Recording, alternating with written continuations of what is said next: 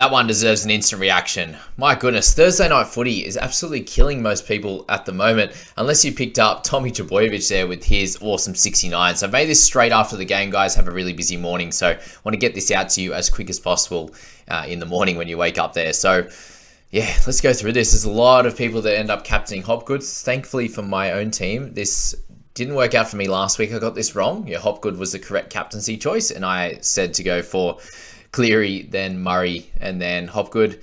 Obviously, it hasn't all played out, but the 32 from Hopgood, not a great starter. I think he'll update to about 35 or 36, but still not great. Unfortunate for him that he did get that lower minutes, which they finally used their bench, and they popped on Momasia right at the end. And Eels now, 3 games in a row, they've lost by 4.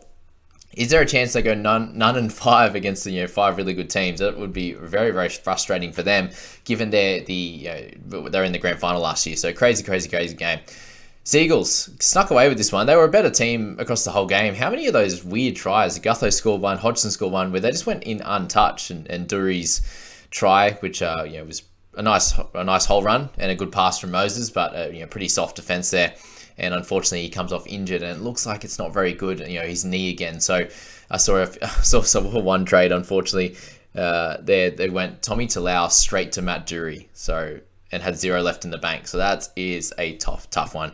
As much as Tommy Talau looks like he'll be out for a little bit as well, that really hurts. That's got to sting a lot. So let's talk through the scores then, because there's a lot of actual points in this game, 34-30, but fantasy-wise, not great. When you get 4 blokes over 50 there, they did miss out on Mitchy Moses' second try assist. He had the nice short ball to Dury, and he had that absolute bullet long pass to Sivo. So that'll update there overnight. He'll be in the high 40s for sure.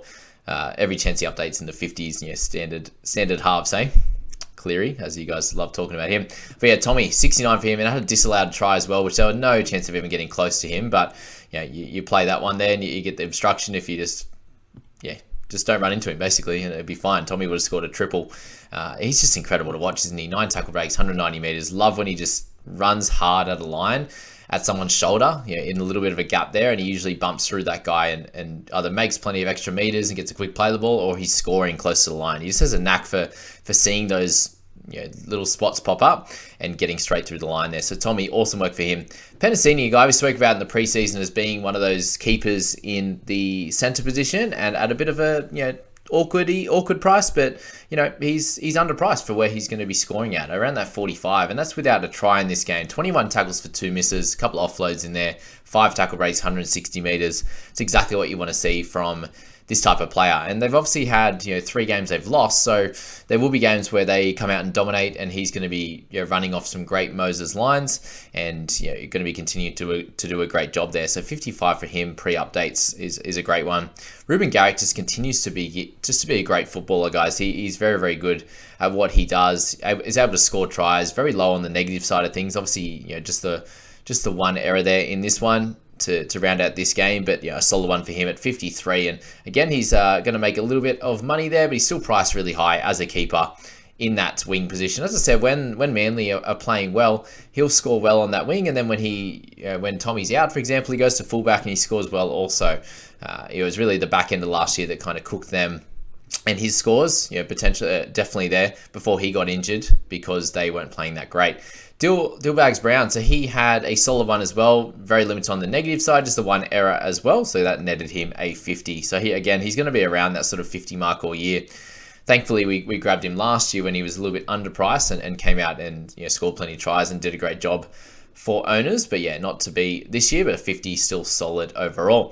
Gutho with his 49, again, just had that weird untouched one where he just went straight through. It was a good play, but just bad defense. But doing everything he can to try and help them win this game, and a lot of times they're not helping themselves. A great try saver as well in this one, which end up with a turnover tackle as well. So those big points in those plays are really important.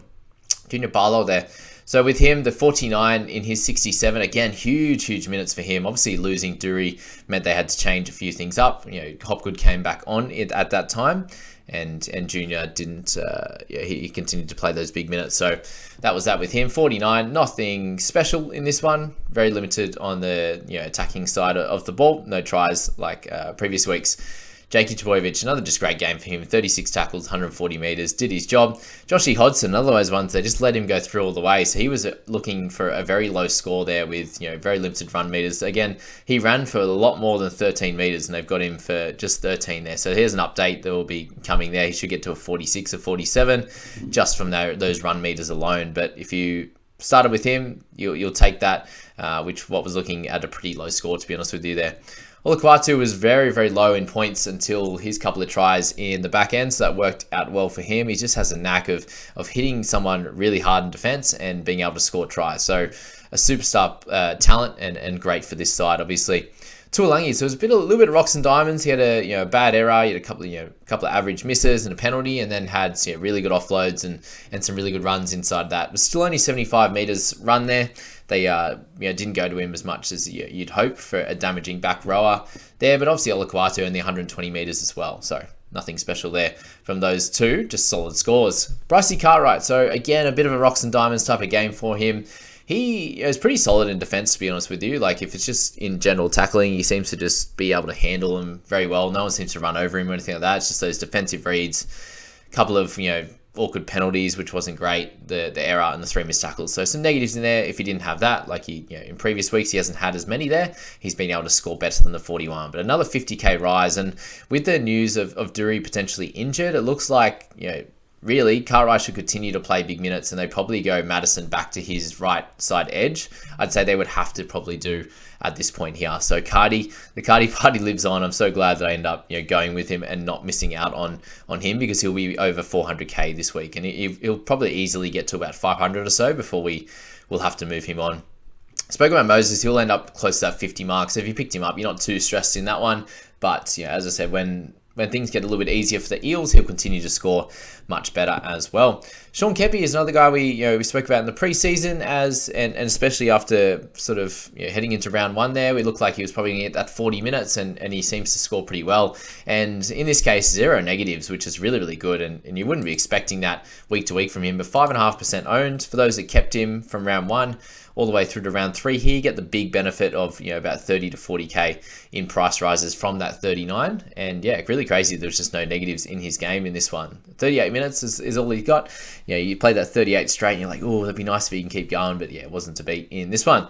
Regan Campbell-Gillard, a few people asking about picking him up. That was a negative. Do not pick him up. Obviously a couple of great games to start. He's now averaging 52 with that 37, so he was clearly above the 60s there, and he's not going to be one of those guys that you want in your side, because there'll be games like this where he gets 30 odd, and then he'll have the random try scoring game and he gets 60, 70 because he plays big minutes in the middle, and that's not exactly what you want in your side when he's never really been a keeper. Brad Parker scored his try. He was okay. You've got Schuster there with the 34, so he's just so silky, isn't he? Still in defense, there's a bunch of negatives there. That one close to the line for Dury wasn't great at all. A couple little kicks. This is a chip kick that helped Tommy.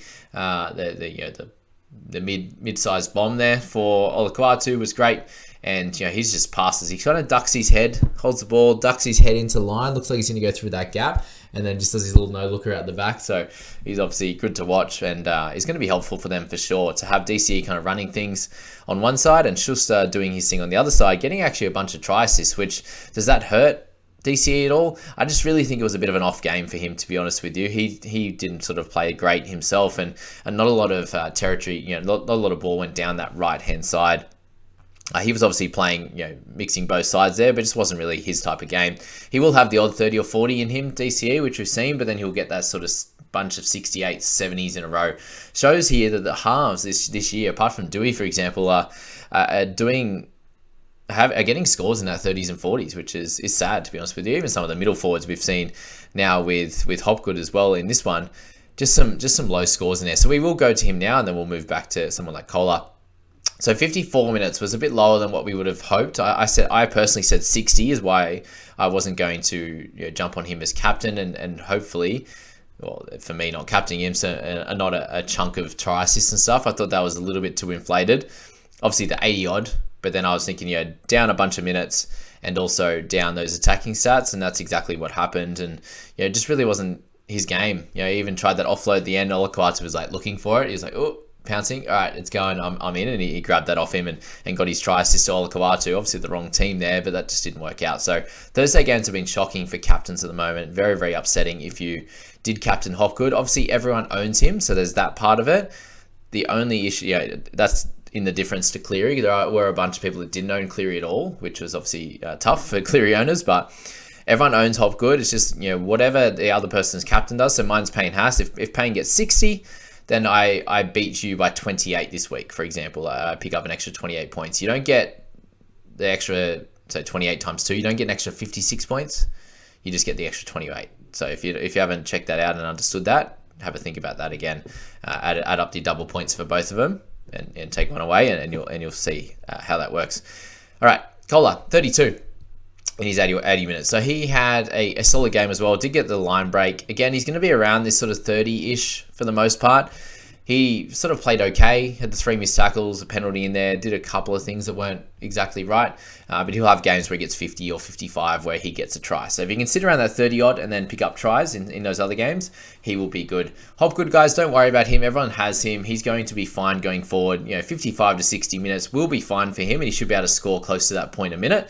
It just wasn't his game, guys. It happens. You saw that with Murray and stuff last week. You saw it with Cleary, obviously with a little injury. Sometimes it happens, that's for sure. Croker was low with 29, Dury with the 27. So obviously we know he's a little bit of a plotter, but a really nice whole line run. And they give him the ball at odd occasions there, and he was able to do his thing. But he's not really going to be of any option to us anymore, unfortunately. It sounds like he's got a bad injury, so we'll find out more in the morning in the next couple of days anyway. But not ideal. We'll end up with him up about another 20 to 25,000. So somewhere around that 315 to 320 we'll get him at after this round's locked out. And is that enough to be able to do something with? Look, if there's someone that pops up that you need there, you could probably downgrade to a cheapie if something pops up, or you can try and upgrade him potentially if you have some cash in the bank. But that's probably all you can do with him at the moment. He kind of served a little bit of a purpose if you started with him. If you bought him in this week, very upsetting, but that is the way this game goes, especially with how round 2 went. I just happened to miss a lot of it. Obviously, Dury is in my number 5 spot, so I was hoping to loop him if he played the 80 and get sort of a 35-40. We'll see how he updates tomorrow, but Ben Murdoch-Masila is the other one, and thankfully we can wait with Cleary in the squad and him locking out in that last game. We can wait all the way to Murdoch-Masila, and if he's starting, I think we will go with that and try and get a 30, 35, 40 from him. Okay, anyone else we need to talk about? No. Jack Murchie. Geez, some blood coming out of that face of his. But that's that Thursday one, guys. I hope you enjoyed that. Good luck over the next few days. Hopefully it does get better.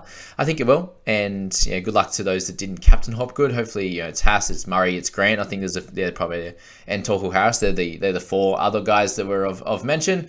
And I wish you all the best of luck. See you later.